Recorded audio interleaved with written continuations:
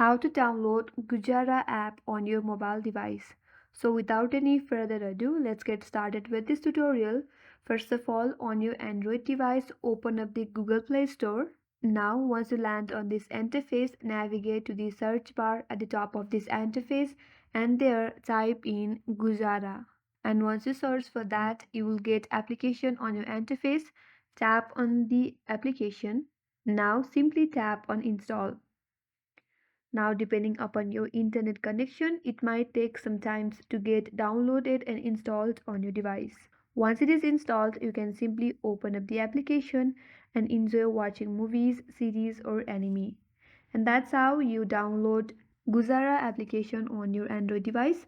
I hope this video helped you. If you are new to our channel, make sure to subscribe, like, comment, and hit the notification bell icon. Thanks for watching till the end. I will see you on next video.